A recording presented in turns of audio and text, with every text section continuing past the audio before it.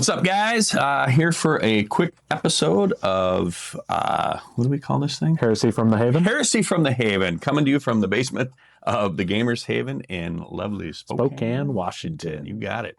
We're going to do an episode today real fast about an upcoming 2-day narrative event that we run every fall called the Battle for Havenicus Prime. It is November 15th and 16th, so not too far away, just over a month. But we've all both been a little busy over the last couple months and probably should have done this sooner.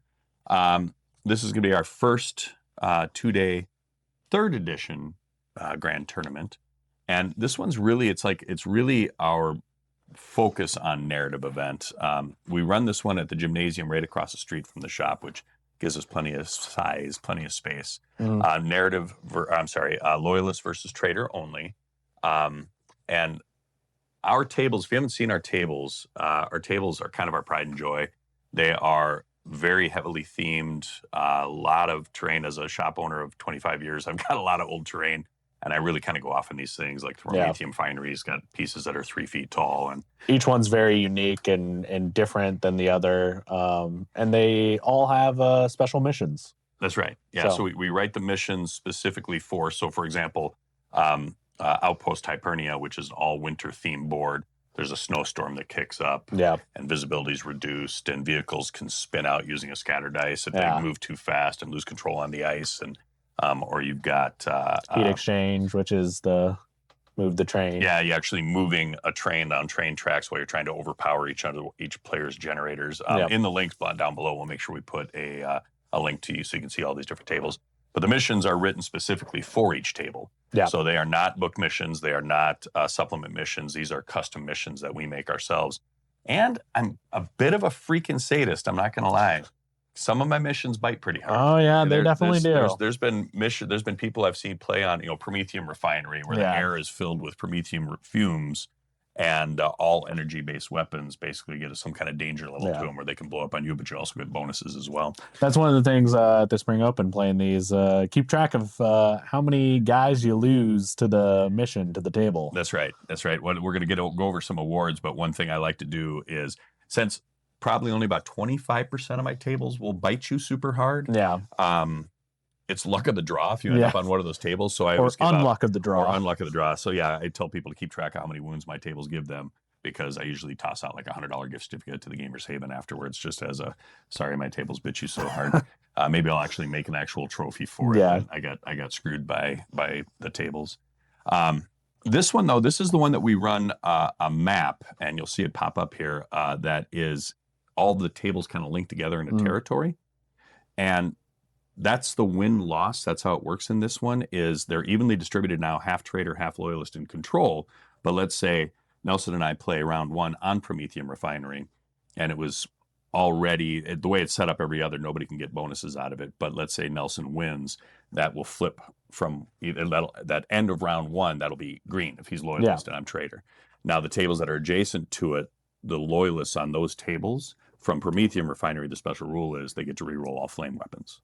Right, so every table has an effect that neighboring territories, depending on if that table is controlled by either Traitor or Loyalist, your allies on adjacent tables get bonuses from that. Yeah. So that's the whole competitive side, is just taking control of the territories and the bragging rights that I think Traitors won last year, but Loyalists won the first 2 years. So Traitors finally came back last year and took control of Havenicus Prime. We do awards for this one, but we really don't focus much on wins and losses. So we have 4 different categories for awards, and that is the Warlord, which is best general, and that's going to be the player who turns more territories. So 4 games total. If you turn 4 territories, let's say you win all 4 of your games, you're in the running for Warlord. What happens if you tie? Oh, it stays. If you tie, like you win 4, someone else wins 4. Oh, so what all of our tiebreakers are always done with sportsmanship. Okay. So sportsmanship will break every tiebreaker except for sportsmanship, and we actually use whoever flipped the most. So if you're the nicest guy and you won the most games, but either way, sportsmanship we use for ties for all of them. Best appearance, I have a special rubric. This will be down in the link down below, and this is an accumulation. I actually got the core of this from an event I used to go to up in Canada called Astronomicon. That was incredible event. Actually, matter of fact, the theme tables, all of this kind of came from that event from years ago. Christian and August, two guys that used to run that, or Mike, I'm sorry, Christian and Mike. But the rubric itself is designed, so the total points you can score on this appearance rubric is 62, but it maxes at 50. Okay. And we use that as kind of a many paths to victory. So let's say a display board. Like if you have a display board that's super basic, 1 point. If your display board is, crazy themed, that maxes out the appearance of your army, it's only 4 points. Yeah. So still, if you maxed out every other category, it's only giving you 4 points to the total of 62. But again, it stops at 50 for your total for your overall. But it rewards appearance, painting skill. It rewards conversions. It rewards basing. It rewards but the biggest thing, this is the thing that we've been adjusting this. I've been adjusting this thing almost every year for almost 20 years. Is let's say you and I both hit every category. Yeah. But when you painted your eyes, like every belt buckle, every ammo clip, everything's done in multiple layers, not just with washes, multiple layers. And you went through and all of yours are perfect. Your eyes are dotted perfectly, but my eyes are dotted off. Yeah. Or your layers are layered perfectly. My layers are off. That's only a 1 point difference. Yeah. But being that I still made that effort to get all that, paint all those things, and that person that did it perfectly versus the person who didn't do it perfectly, it's just a 1 point difference. Yeah. That's the same with like converting.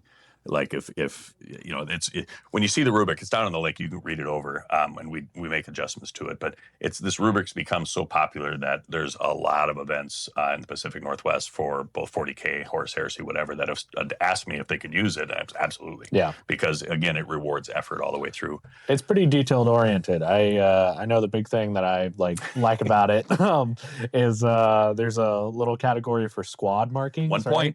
Yep. So, if squads, and the concept being, if I have two squads, let's say two tactical squads merged into combat, do you have somehow is there a way for your opponent to be able to look at that and say, I can tell which squad is which? Yeah. So it's I put like for my tacticals, right? Like they have little like 3s or 4s. Yeah, little squad numbers. Yeah, on the knee pads. Knee pads, you bet.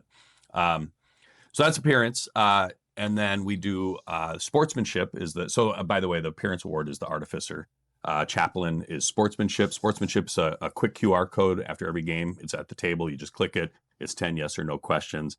And really, it's designed more to root out a bad sport than it is to there's no, is this your favorite game? It's more, was this person, did they know their rules? Or if they didn't, did they let you know ahead of time, hey, I'm not real familiar with the rules? Then no problem. And it's really easy to max out sportsmanship. Yeah. I mean, really, like, would you play another game with this person? Yeah. Right? Would you look forward to be playing another game with this person? Yes or no? But it's just a way to kind of keep track of. It's more over to point fingers at the guy who's maybe being a little over competitive, that maybe I need to have a conversation with him and be like, hey, man, I need to tone this down a little bit. Yeah. Than it is to try to find who's the best sportsmanship in the room.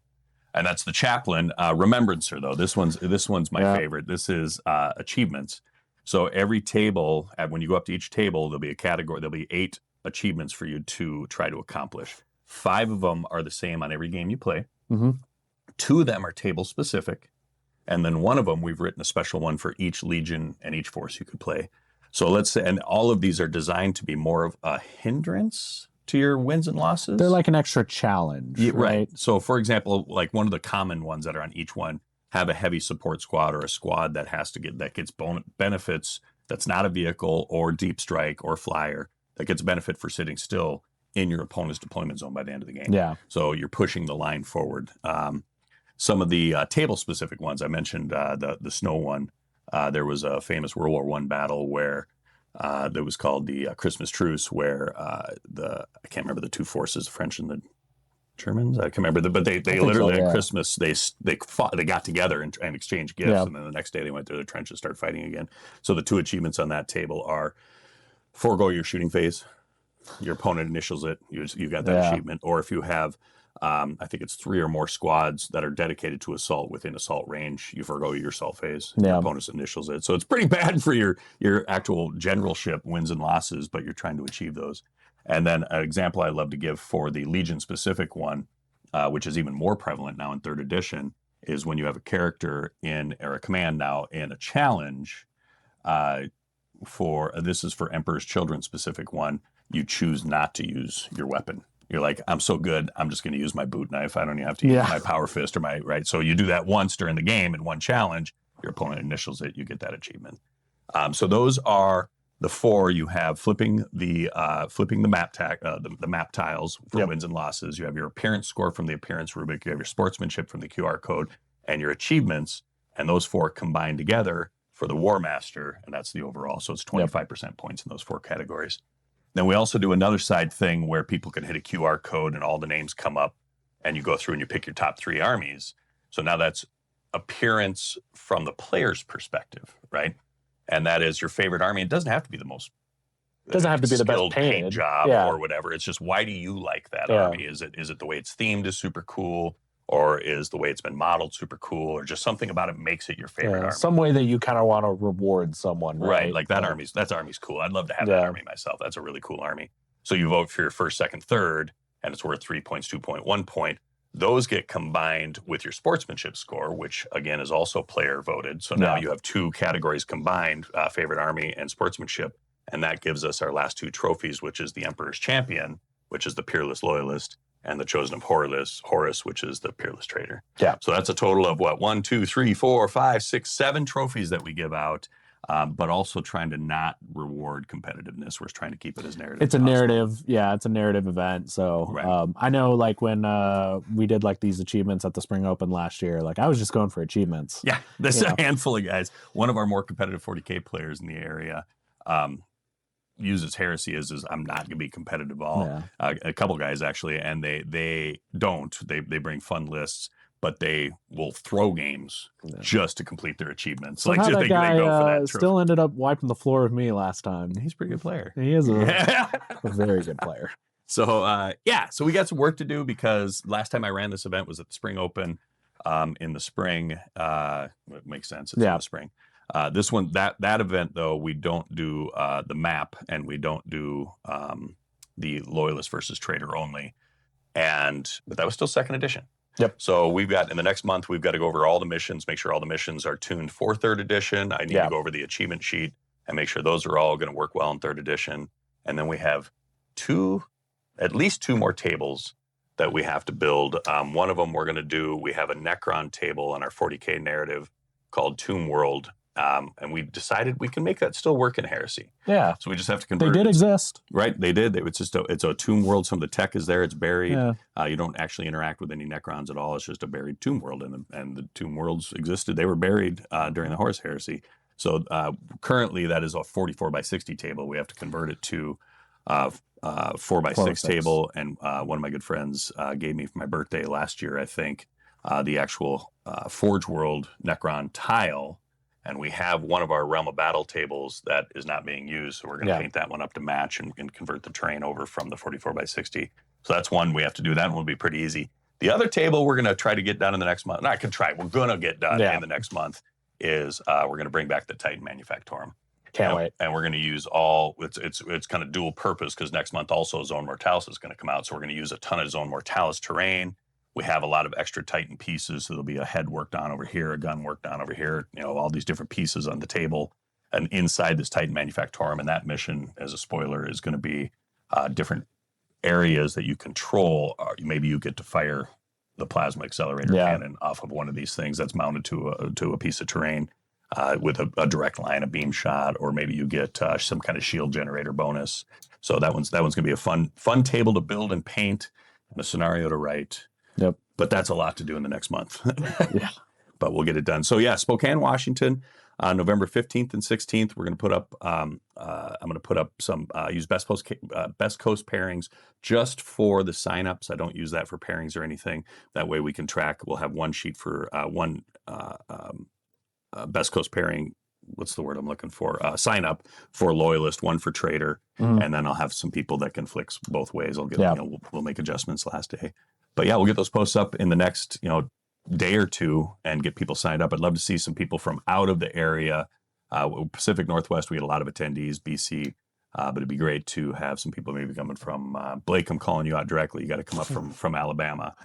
get you guys here, get some communities. We need to start merging our communities Yeah. more. Start getting some travelers in the Horus Heresy community. So Yep. awesome. Yeah, we're gonna put links to the boards in the comments. The achievement sheet as it sits right now, it maybe have some adjustments. My appearance rubric that you could take a look at. Those will all be links in the comments below. And I think that's probably about it. Yeah, I look forward to seeing you guys out there. Yeah. November 15th, 16th. November 15th, 16th. Absolutely. We'll have maps. We'll have links to hotels in the area. And hopefully we'll see you in a month. Yep. Thanks, guys. See ya.